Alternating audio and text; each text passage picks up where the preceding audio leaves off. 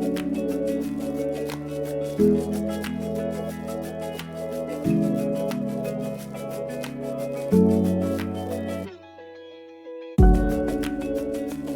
so welcome back to the Beyond Failure podcast. Episode 2. Eehee. Just kidding. Is this our thumbnail? Remember that, dude, in like 8th grade? Some people still be doing that. I still be doing that. What am I talking about? No, okay. And then I remember it switching from like this to like this, or this to this. I don't know. There was well, all like these this. I feel like this is cute, and this is like I'm a little bit of a bad bitch. I'm not gonna lie that I liked this one better, and this is still the one that I do. This was like thug vibes, like we're all cool Something and shit, like and like that. half of us were not cool. As Like, a 16-year-old in Helotus. yeah, we called it H-Town. I'm just kidding. Okay. Oh God. Okay, no, but I really do actually want to start off by thanking you guys so much for all of the great feedback you've given us this last Seriously. week, launching our first ever podcast. Well, no, you've been in a podcast before. Launching my first ever podcast.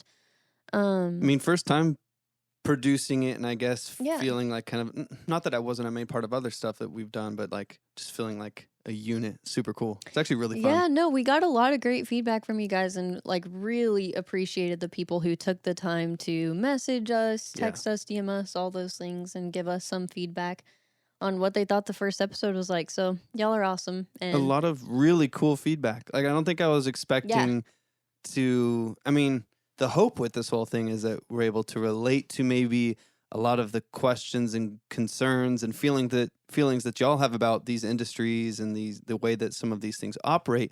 But I don't think I was actually expecting the kind of feedback that we got, which was really dope.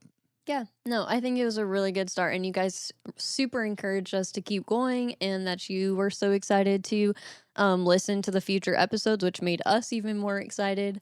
Yeah. So yeah, really excited to continue this journey and see where it takes us. For sure. Y'all will see some of our very real and current process with health, with, walking through the dynamics of what it means for us to be healthy with nutrition while trying to run a couple businesses, while, really grinding to make something of our lives. Like it's very current for us. It's not like we've made it to the top, so we're going to start a podcast and teach everyone else how to be really healthy. Absolutely not. We're absolutely in the middle of that process, and I think that will probably show on a few Oh of yeah, these. for sure. And we're pretty much coming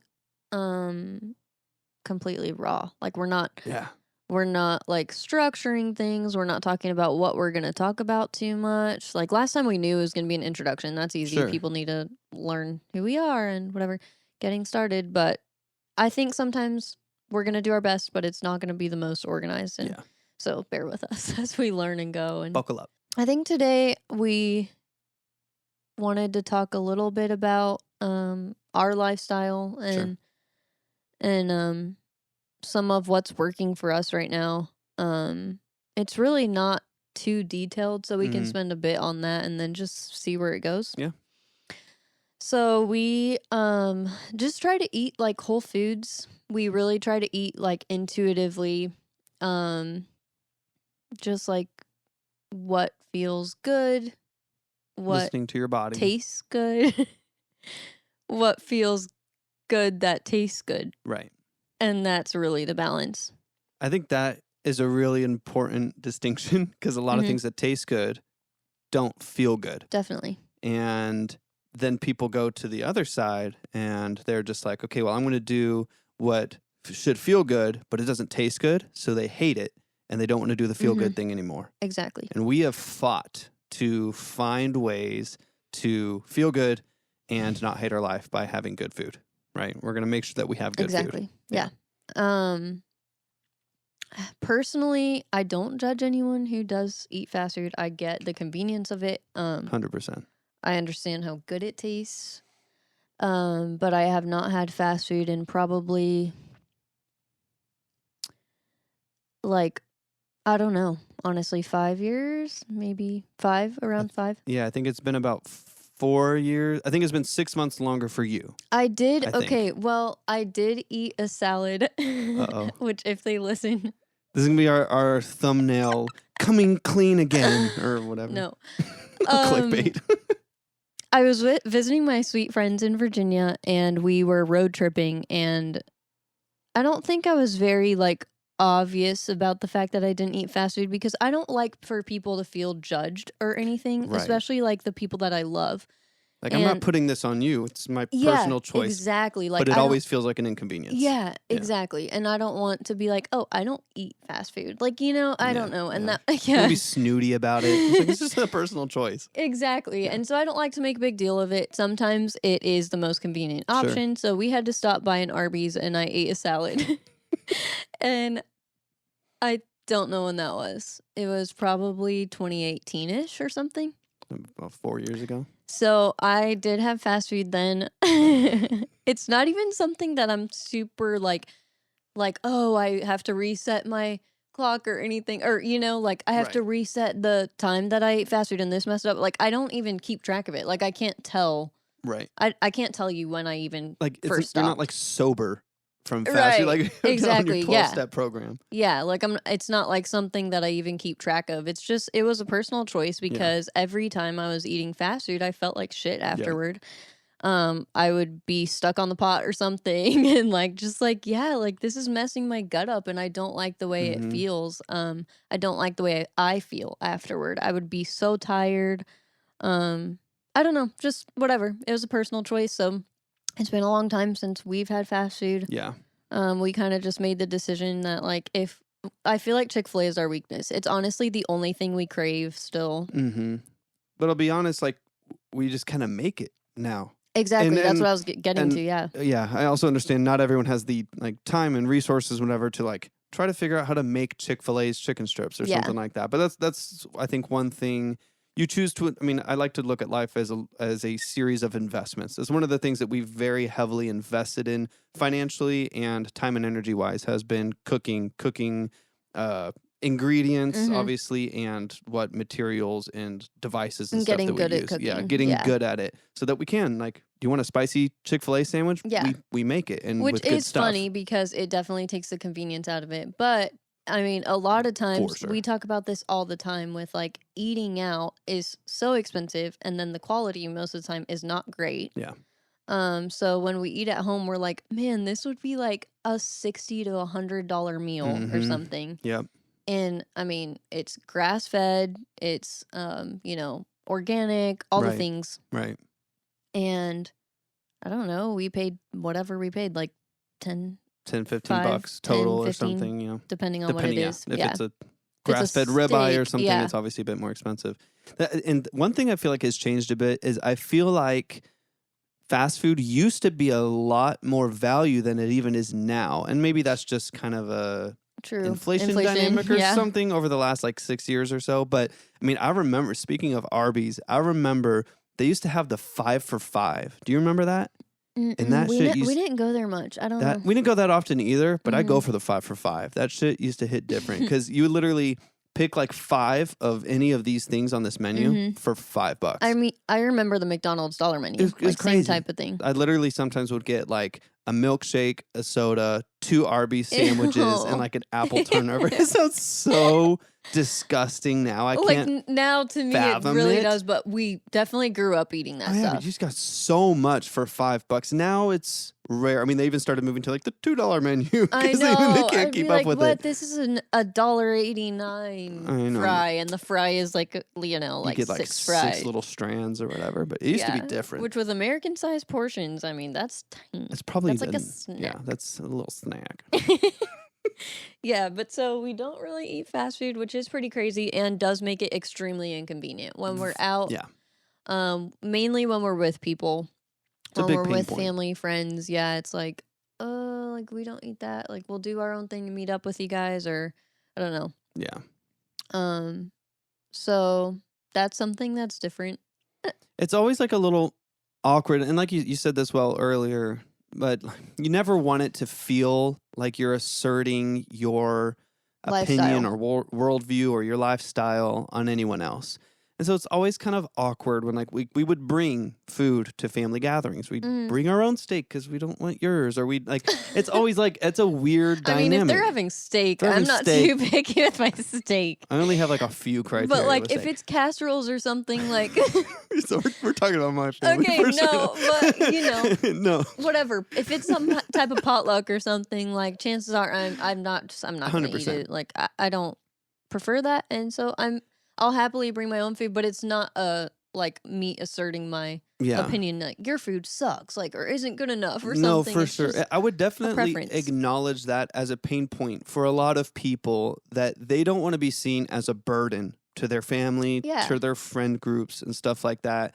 So I think that's a big part of it. And obviously the convenience, having to wash dishes, clean up the counters after cooking meals and meal prepping and stuff. It's a Yeah. lot. Like it's probably one of the biggest pain points right now. Again, like I said, trying to run businesses, trying to do all these creative things that we're Oh, doing. yeah, for sure. And then being like, now we have to cook and clean for an hour and a half. And we're going to do it every night because we don't eat out. I we mean, don't order an in. hour and a half is a bit much. But I guess I mean by the time we like cook and clean. oh, And yeah, I do yeah, all of yeah. it. I clean up the whole kitchen. Okay. I was like, I mean, whoa. I mean, sometimes some of those meals. But Yeah. I understand why people shy away from cooking at home all the time. It is a Oh, lot of work. 100%. Yeah. And It's definitely not the easier route. That's yeah, for sure. for sure. And that's tough. not what we're ever saying. It's not easier. I don't think we would ever say or claim that it is. It is better for us Yeah. and our lifestyle and the way that we end up feeling. And yeah, so that's just, I don't know, something. It's morphed into that. Yeah. I spent a long time on that, I feel like. But it is kind of a big deal. I feel like when people hear like that we haven't had fast food in, you know, half a decade or something, they're Right. like, what the heck? Like, how do you do that? And How do you not just pop over and get a yeah, and I'm like, biscuit honestly, or I don't know. whatever, It like- just became second nature. Yeah. Like, no, I think you just get so used to feeling better. Because I remember the progression. Yeah. I remember like deciding like, I don't want to have it that much anymore, and Right. like going a few months without it, and then having it, and then getting so sick and just being like, oh, this is why I don't have it. Yep. And then making the decision that like this was the last time. Like I Yep. just don't want to feel like that anymore, and I don't have to, so I'm not going to. Yep. And then yeah, like we said, the only thing we find ourselves craving is Chick-fil-A, so we'll just make it now, which it takes the convenience factor out of it, but For the sure. quality and the taste still there. Yeah. So it ends up being worth it for us if we're really craving it. I think Chick-fil-A was the last thing I had. Me I too. think it was a I would always get their spicy chicken sandwich Mhm. deluxe. And my stomach, and it was like it was like you said, there's a progression where it's like I woke up one day and like something clicked, and I was Mhm. like, oh, my stomach's upset every time I have Yeah, this. And it's like, same. I've had this like once a week for years or something, like however often you would have fast food or something. It's like, Mhm. I've had this for so long and never really pinpointed that that's why I felt like shit that night, or Mhm. like woke up with diarrhea or something, not to be TMI or whatever, but as far as the conversations yeah. we've had with people, we'll talk to so many people like, oh yeah, every time I get Chick-fil-A, my stomach gets upset. They're like, oh yeah, same. but we still Like, do it. yeah. And I remember that like last time of like, it's like, again, it sounds like we'll just like cut out alcohol or something. Yeah. But the last time that I had Fast it food sober. was that, yeah, that'll be our thumbnail, our title or something. But I remember that last time of just being like, if this upsets me every time, Mhm. why would I keep having it Mhm. when I have choices? And Like, then I did look into the ingredients, and I was just like, yeah, this makes sense. Like I don't Sure. really want to put that in my body. Sure. So yeah. But day to day we pretty much just keep it simple, or try to, with having some kind of protein, yeah, some kind of, if it's meat, it's grass fed usually, or pasture raised if it's chicken, yeah, wild caught if it's fish. Some kind of sustainable yeah. form As of close to its protein. source as possible, as opposed to like mass farming, mass Yeah. slaughtering or whatever. Yeah, mass production. Yeah, And organic for the most part. yeah, Veggies. So we'll usually have like a carb, a protein, and fill in with some kind of veggie, or yeah, and that's just pretty much how we try to eat. I do want to say this is another topic, and I don't want to go on a whole tangent, but I do want to mention that is a very privileged way of living. Sure. Yeah. And getting to eat. Yeah. And I recognize that so much. And it is very difficult for us sometimes to be able to afford to eat like that. 100%. Especially lately with the way the economy's been. Yep. Grocery bill doubled overnight. Yeah, seriously. Yeah. I know everyone's feeling that. But I just want to recognize that. I feel like I hate that it's a privileged way of living, because I feel like it should be a basic human right. Something everyone has access to at some level. Yeah. Yeah.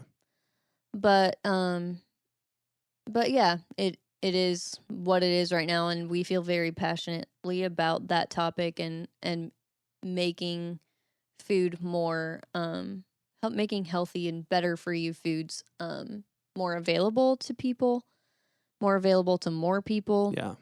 Food deserts, big issue. Just there's a lot Yeah. there, and I do think that we'll probably talk about it more in depth in the future, but just want to say that like, if you're not eating like that, don't feel shame. Yeah, That's never... please don't feel shame in anything Yeah. that we mentioned. That's not our goal in anything. I just feel like we get a lot of questions already about the way that we live, and Yeah. obviously we're hosting this podcast, so it only feels right to share a little bit about Right.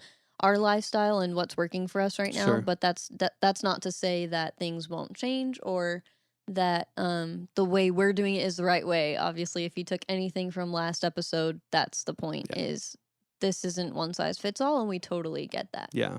I think one of the things that we've become very passionate about is this idea of balance. And I think balance can look very differently to a lot of different people. I'm pretty passionate about a micro and macro nutritional balance. Mm-hmm. So there's a lot of, and again, this is not to bash keto or to bash Atkins or to bash Atkins, the diet, or, Yeah. not where I grew up. But like all these different ways of doing it, where you go high carb, low carb, high protein, low protein. It's not about that necessarily. It's understanding the value that food has, especially the cleaner that it is. And learning about it and putting that in your body and creating balance that way. I think a lot of people hear balance and they think, I'm going to have not shit, I'm going to have shit. And that's balance. I eat really clean during the week and I go crazy on the weekends. But then you kind of get into this a little bit of like turmoil and push and pull of like, why is nothing changing in my life? Why do I still kind of, feel like crap? Or why am I not reaching my goals? And a lot of times you're creating these swings of imbalances in the body hormonally and chemically and metabolically that aren't very healthy. Right. And so we've always been, we talked a little bit about this last week, like let's enjoy our food. Let's just make sure the quality of it, where it comes from, is as clean as possible. Or not always, but that's where we have been in the last few years. Yeah, as much as possible. And I think that's what we're more passionate about, is treating your body well through what you put inside of it, and not punishing yourself with good food. That's never the goal. Like I did really bad, so I'm going to punish it by having something clean. I don't know. That's been kind of an interesting dynamic. Which just the picture that always comes to our mind is grilled chicken, bland grilled chicken, and because we still have grilled chicken sometimes. Yeah, of course. But bland grilled chicken and plain broccoli, and that just sounds so gross. Yeah. We never eat like that. Like we don't punish ourselves. We enjoy every meal that we eat, and we want to. Yeah. And if we're craving a pizza, if we're craving burger, if we're craving, I don't know, something that people would consider unhealthy or bad or whatever, we just try to look for good ingredients and look at what we're putting in it, and we understand it. We understand what it's doing for our body, and that's just how we try to eat, is just intuitively. Yeah. So yeah, that's our diet pretty much summed up. Clean water. Yeah. Working out, some form of exercise. Right. Ideally daily. Lately we've been so kind busy. Of movement. Yeah. Yeah. If we're like so busy and can't get a structured workout in, we'll usually go for a walk at least to get some form of movement in the day. Do a quick yoga, something. Just something every day. I feel like we kind of went hard on hating the fitness industry last episode, and this episode I kind of want to center it out by talking about the importance of weightlifting specifically. which I know you're very passionate about. I am. But if you want to talk a little bit about that. Yeah, I mean, I'll go back to one thing too that I think ties into me talking about weightlifting is I never want it to be my goal as a trainer or even just with my own personal life with fitness and food to punish myself with things I know are good for me. So if there was like not one message, but a message that I would have for anyone who is trying to be healthier, trying to live a healthier life and improve their state through physical, emotional, and spiritual growth, whatever it may be, don't punish yourself with the things that you know are good for you. I feel like so many people feel like they're in a bad place, and when they do what they perceive as bad or like something that might have a negative impact on them, they then punish themselves. I'm going to go harder and go crazier. I'm going to go run 10 miles. I'm going to eat nothing but shitty food for the next, however many months. Meaning ultra clean. Bland and clean and whatever, in a way that... The general concept of clean eating or whatever. Right. In a way that I feel is just really unsustainable. And a lot of my training philosophy comes down to, we talked about this a little bit too, but just how can you enjoy this? If this is going to be the rest of your life, if you're not just going to strength train, that we'll talk about in a minute, for a few weeks or a few months or even a few years, and you know that you want to be healthy for the rest of your life, how do you do that? And it's not going to be by cutting out everything that tastes good, everything that, feels good to you, and the little things that you tend to gravitate towards that bring you comfort. There's a lot to that. And same with movement. I never want to cut out the kinds of things that you do enjoy. If you enjoy a form of movement or a certain community of people that are moving a certain way, I don't want to deprive you of that. Which most people do. At the end of the day, there's some form of exercise that you enjoy doing. And so then I see, kind of on the flip side, I'll see a lot of trainers or kind of genres of fitness where they will kind of pigeonhole everyone into one way of doing things. I just don't really feel like is beneficial to most people. But with strength training, I feel like I have done my very best as a trainer to find forms of movement that can sustain you long term. And I'll get a lot of people that will come to me and, they want to bench press a certain amount, they want to deadlift a certain amount. And I'm, of course, happy to appease that and move you towards some of those specific goals that you may have, especially when it comes to strength building, it comes to weight loss and stuff like that. Of course, I want to honor the vision that you have for your life. That's my goal. But at the same time, how do we find movement that is sustainable long-term for you?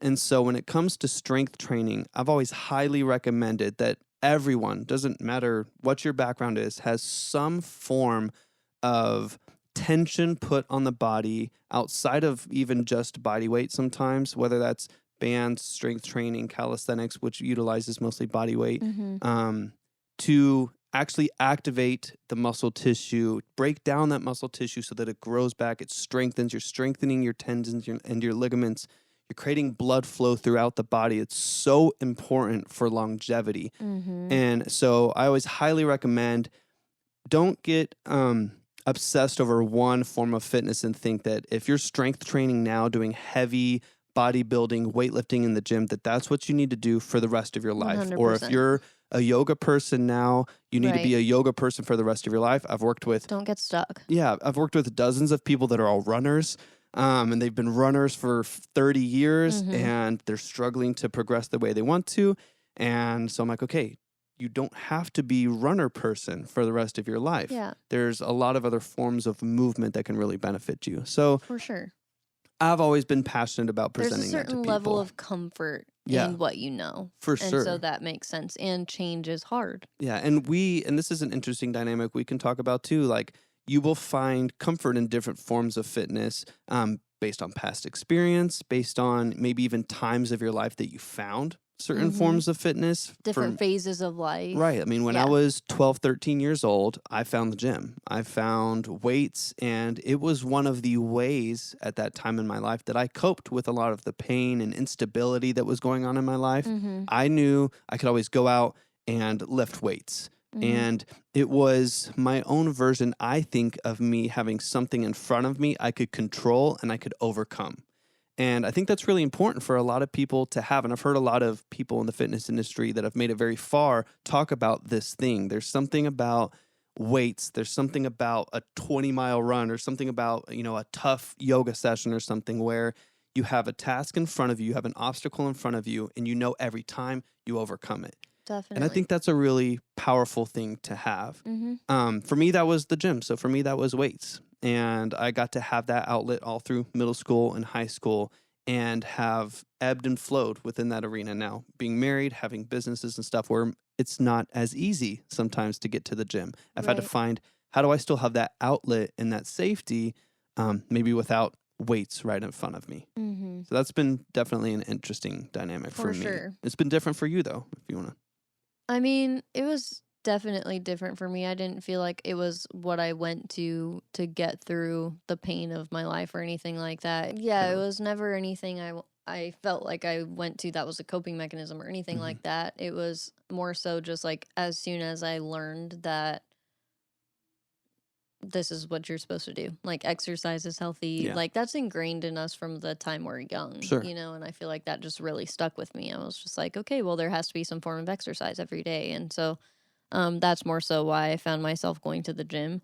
My experience, obviously, as a woman going to the gym, I know there's tons of women who love going to the gym, and the Yeah. corporate environment is definitely for them. It just never was for me. I don't love the vibe. It just always felt kind of like a meat market to me. It was like, I remember being in high school and starting to go to Gold's, and some women were just like done up in like full glam makeup and like, bras under their sports bras and like, it was weird. It was Yeah. just weird. Like I feel like at a young age, I I got the dynamic like right away. I was like, oh, okay, that's what this is. Yeah.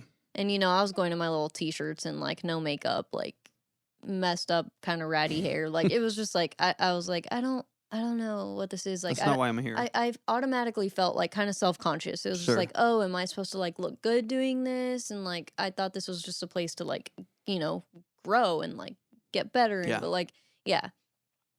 So yeah, I don't know. It's just never been like my favorite vibe. Yeah. There's definitely like classes and stuff that can be kind of fun, but overall it was never that great to me. So I feel like I'm more of like a home gym person, Yeah. which I was very blessed in that like I grew up with a home gym. My dad's property had like a shop, like a metal Mhm. building, and we were able to work out in there. And so I got very comfortable in Yeah. that. And it's like I can go to a public gym if I have to now, but I'd rather not. They're also just kind of gross. Like I've always been a germaphobe. 100%. I've Yeah. always been more of a germaphobe. I know COVID enhanced that for a lot of people, and it kind of made me happy in a way where I was like, yay, like now people are more on my level. Like, oh, like I've been doing like, this. oh yeah, we definitely need to have a talk about washing our hands, guys, because I've been in public restrooms so many times where a woman walks out of the stall and walks straight out, Oh, I or mean, just rinses her hands and then walks out, and I'm like, the guy, that's yeah, so it's no gross. better on the other end. That's for Oh sure. yeah, I mean, I'm sure.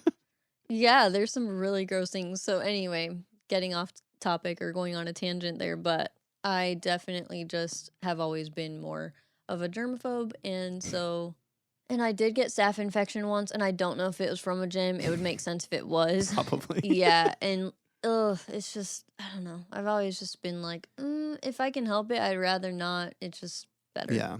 I feel like I'm kind of a mixed bag because my start in strength training and lifting weights was isolated. It was kind of similar, kind of a shop on the property where we had some weights and some old machines and stuff like that.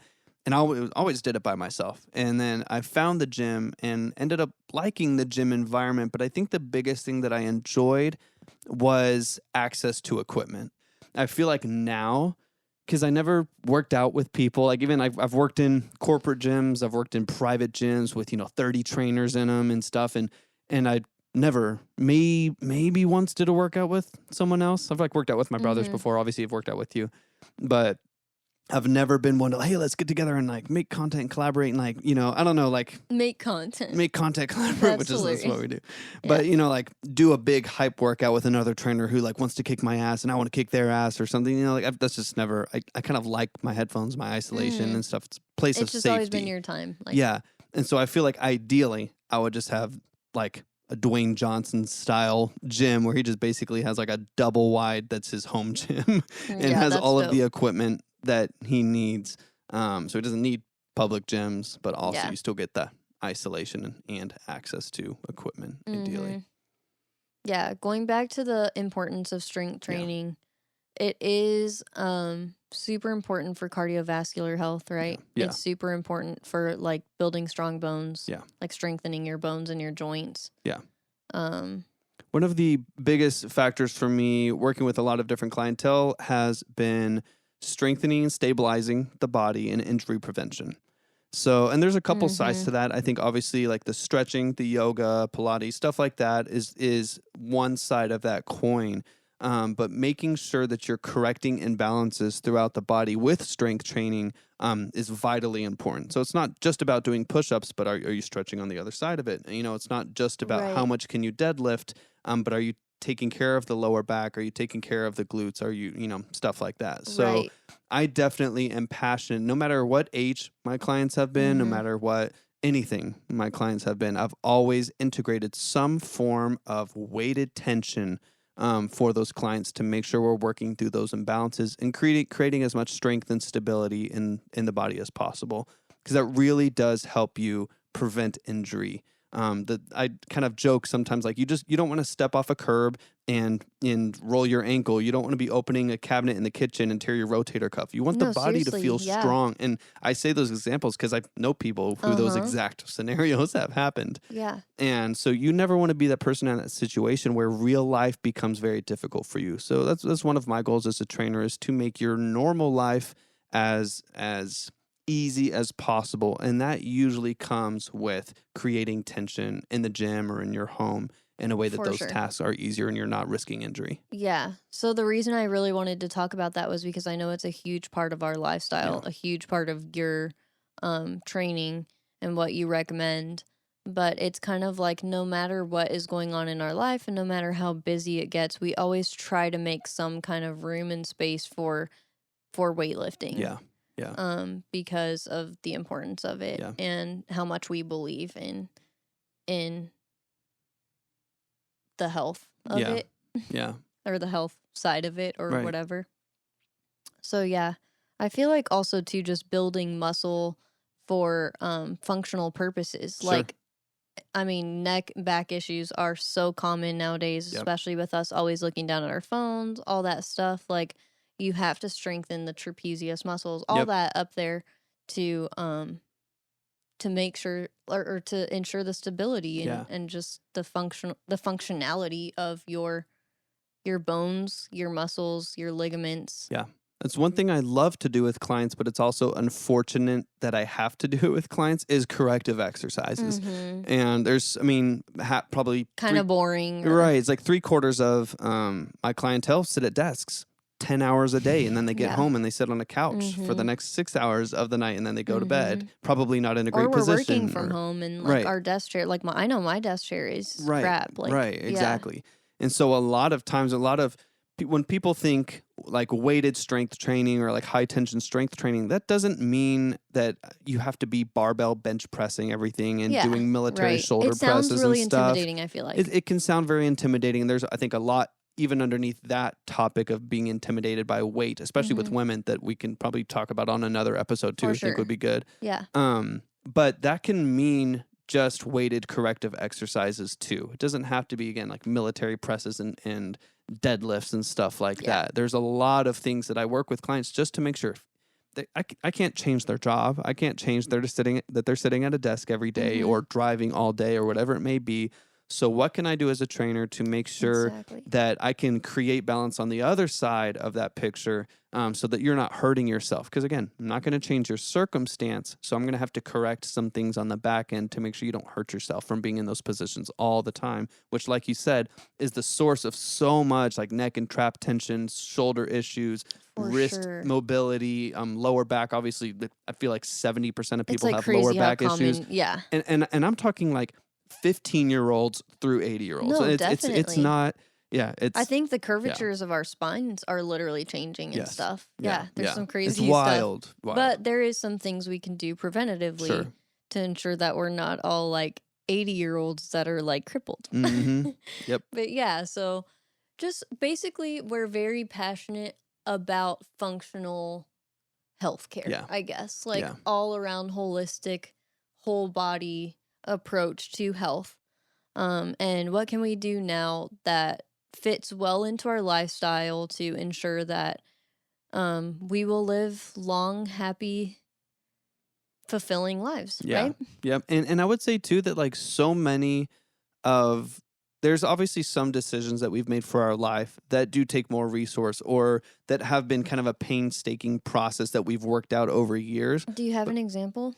I think even just some like having grass-fed beef, it's very Oh, yeah, for expensive sure. compared to some other Yeah. beefs. And so we've So, like, sacrificed, finances. yeah, like we've sacrificed some things that we would maybe have liked to spend money on to make sure that Yeah. we have proper food intake. Yeah. And I get that that's tough in a lot of different areas. We literally like never go out to eat. I think this is something I wanted to mention too. Yeah. Like, we never really go out to eat too because we're in a city that doesn't really favor like healthier options Yeah. or better for you options. And we go to a select few, like I've like literally can count on one hand Like 3 the places. restaurants, yeah, that we're like down to spend money at, because Yeah. it's like one thing to like, of course it's like fun and cool to get to go out and have somebody else make your food, but like I'm Yeah. literally giving you my money.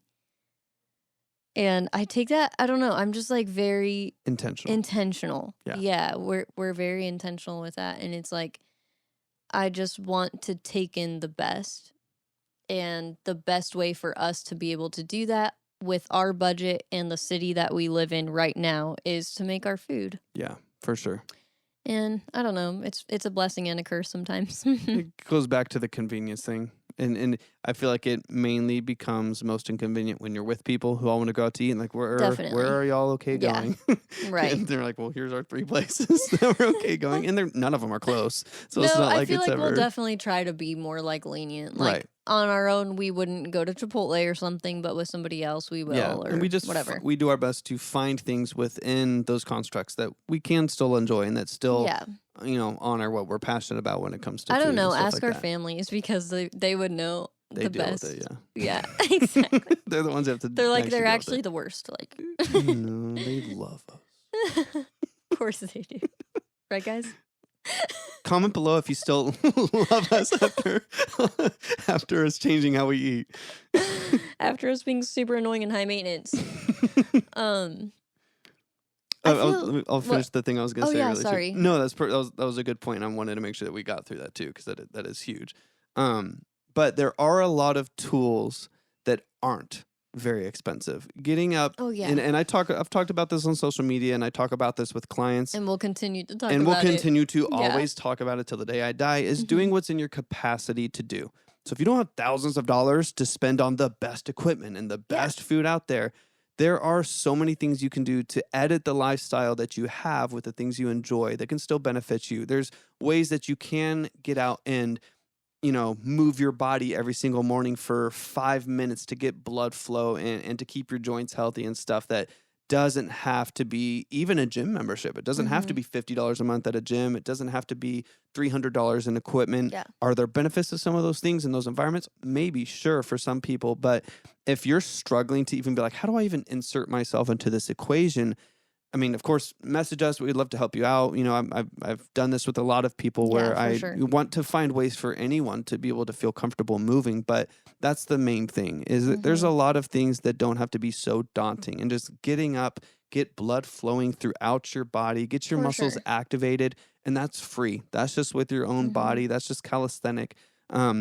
don't worry about all the excess stuff. If you have access to the excess, awesome. I enjoy Yeah. it when I have the opportunity to, but you don't need it. And so, I think there is something to say, and this is like testament to us always going back and forth and like, oh, I can see both sides, and oh, we're somewhere in the middle. Yeah. Is a lot of people will say like, well, I can't afford to eat like that and stuff, and it's like, well, I almost wonder if you cut out those like daily Starbucks Mhm. runs, or even like, if you go to Starbucks like 2 to 3 times a week, like you can afford to eat the way we Yeah. do. Yeah. Literally. Like I know that sounds simple and Yeah. really silly and like really how, but they're like you can. Yeah. It's really not that much more expensive. I mean, Right. I know there's been seasons of our life where we've like cut down on our meat intake because meat tends to be more expensive, Sure. especially grass-fed, pasture-raised, all that stuff, and gone more for like legumes and for our protein source. Yeah.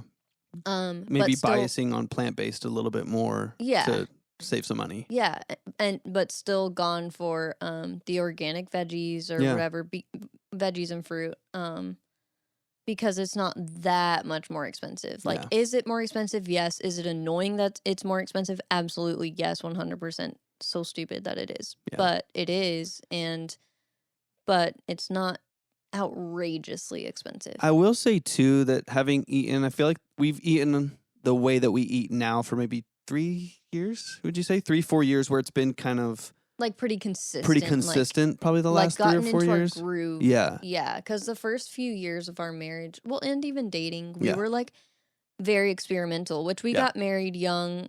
So I feel like we were already like you're already in that stage when We're you're in an experiment. becoming an adult. Yeah.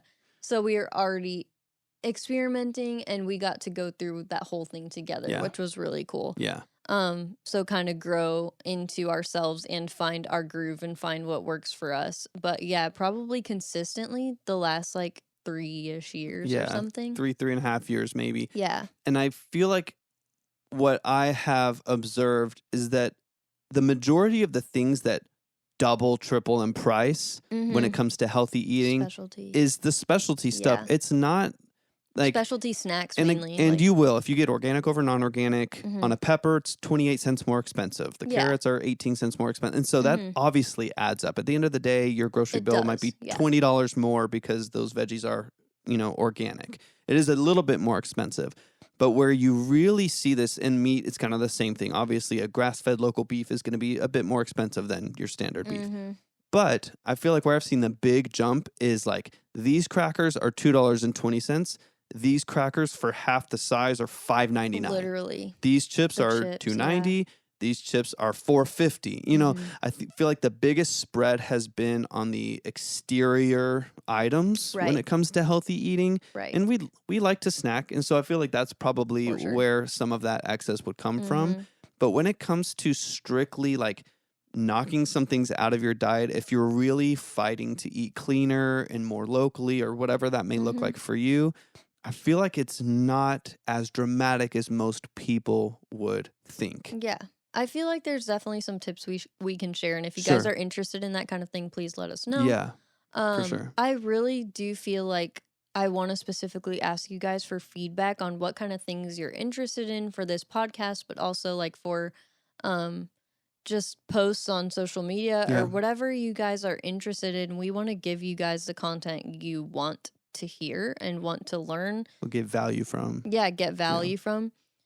So just let us know in the comments, DM us or whatever. Yeah. But any way of engaging with us not only helps helps algorithmically, but it also just helps us to learn you guys and learn, okay, this is what they want us to talk about and stuff. Because we're kind of just like Here's talking. Here's our life, kind of. Yeah, It's like- and like hoping you guys get something from it, but but not we don't really sure. know unless Yeah, y'all like, say and something. I don't know yeah. what's interesting either because Yeah. it's just like, I don't know. This is just what I've done and this is what works for me, but I don't know if it's interesting. Like, hopefully it is. I feel like some of this podcast is kind of a manifestation Just of the turned into a questions. New Yorker podcast.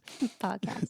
A little bit of country, a little bit of New York, is kind of a manifestation of a lot of the questions that we get. So it's part of it. Mhm. Part of it is just here's our life, Exactly. here's what we do, but it's also some of the questions of like, What water do you drink? What food do you eat? Where do you get it? Do you get it from Trader Joe's or Whole Foods or HEB or wherever? You know, like people ask a lot of these intricate questions, especially as a trainer. I Right. get it a lot from clients. Yeah. If you go out to Which eat, makes what sense. do I do? And stuff like that. And we really do like to like practice what we preach. 100%. Yeah. Yeah. And not ever like, this is what you have to do, but we do have recommendations. Sure. Like we have recommendations for quality mainly. Sure. Quantity sometimes, things like that, but mainly just intuitive. That's really what we believe. Yeah. Intuitive eating, intuitive movement. Your body, we're big advocates of the fact that like your body will tell you what you need if you learn to have the ears to hear it. Yeah. Right. And I think that's really like what we have learned to do over the years is listen to our bodies and try to hear what they're saying, trying to unlearn and learn at the same time. Kind of decipher the messages a little bit. I mean, Definitely. More often than not, I would probably all of the time, the pain and the aches and the cravings and all that stuff is something on the surface that's happening, but it's a much deeper issue. There's a source to the fact that you really want salt, or you're constantly craving sweet things, Right. or you're always achy, or you're always in pain and stuff like that. And so we've always just tried to get to the source of what's going on, Right. instead of just going to sweets or just oversalting everything and being real high sodium or something like that. We're Yeah. like, okay, is there something, a mineral we're deficient in where that might be Right. what's going on, et cetera, et cetera. Yeah. Yeah, self-awareness just definitely does take practice. Yeah. It just does. Yeah. But A little bit of trial and error too. We'd be like, I think this might be it. Nope. Don't do that again. And yeah. maybe bounce back another way, Right. or research it a bit more or something. Yeah. There was one time when like my stomach was getting so upset and I was like, I'm eating perfect. I don't know what the heck is going on. Oh gosh, I know. And then like he helped me piece it together and he's like, well, okay, let's lay out what you ate. And I was like, well, I had a smoothie with some spinach in it. And then I had lunch, which was a salad with spinach in it.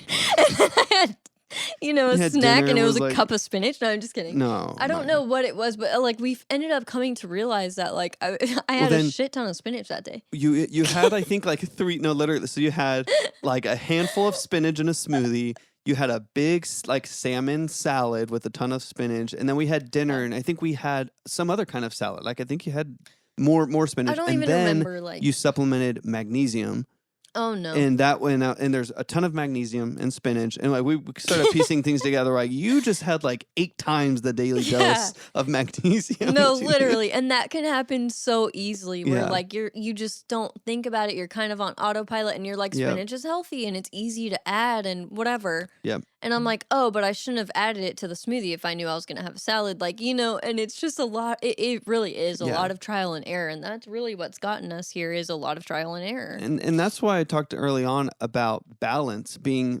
macronutrient, being protein, carbs, and fats, like making sure that's balanced, and micronutrient, all those vitamins and minerals. If you bias really heavy on just one thing macronutrient wise and micronutrient wise, it can really throw off your body. It Yeah. can make you feel like shit, And bloated. I And think it's a good point to, bring up that too much of a good thing can definitely be bad. 100 vitamin C. Oh yeah. You saturate vitamin C, you'll be on the pot for a minute. Ascorbic acid. Little side note there. Not if you have my whole food source of camu. Call 1-800 Just Camu kidding. Camu. I'm sure. I mean, it still can happen. It's like if you have too much of anything, Yeah. really. But for sure. yeah, too much of a good thing is still too much. Yeah. And yeah, I mean, specific amounts and all that stuff is very individual. Yeah. But we have definitely gone too far one way and been like, oh, that was definitely Yeah. case of too much of a good thing. Well, and I think I'll probably talk more in depth about nutrition tracking another time, because I think that culture and what's going on there is a whole other subject that could be probably For dived sure. into. But I think that's where one of the benefits of, at the very least, loosely understanding what you're eating day to day can be really valuable. Like you said, being intuitive about it, being conscious, removing some of the autopilot from your life, Right. I think can be really important when it comes to your health and wellness. Yeah. Because there's so many things where like, I think I'm doing the right things, but you just Mm-hmm. are on autopilot. You're on a loop, basically. And it is difficult to have a balance of like, I don't want to put too much pressure on myself to have this figured out, but also want to like figure it out. Yep. And that is a balance, but just give yourself grace in the 100%. midst of all of that, Yeah. because it is a process and you have to give yourself grace to learn what works for you. Yep. Yeah. Definitely. I feel like that's a good place to end. I feel like Phenomenal. we gave y'all some more stuff. We're like, here, Chew on this. what do you think about this? And let us know in the comments. If y'all have questions or comments or anything, either DM us or comment wherever you're finding this content. It helps us out a lot. Yeah. For sure. But as always, thank you guys so much for being here. Yeah. Thank you for supporting our stuff. Thank you for listening. Thank you for watching. If you're watching this, don't forget to subscribe and like this video. Really Subscribe, helps. like, comment. Comment. Really helps with the YouTube algorithm. If you're watching it on YouTube, if you're finding these clips on social media or anything like that, really does help get this message out and the word out to more people. Yeah. If you're listening to a podcast, either on Spotify or Apple or anything like that, make sure to leave us 5 stars. Also helps Yeah. kind of push this out to And more I think people. you can leave a comment on the Apple podcast. Yeah, I think you are. I think you are able Yeah. to. That all of that stuff, all of the likes and comments and subscriptions Definitely. and follows. Super helpful. It's definitely Friday night, and I definitely need to be done. I'm so tired. I think it's about that time, y'all. Peace.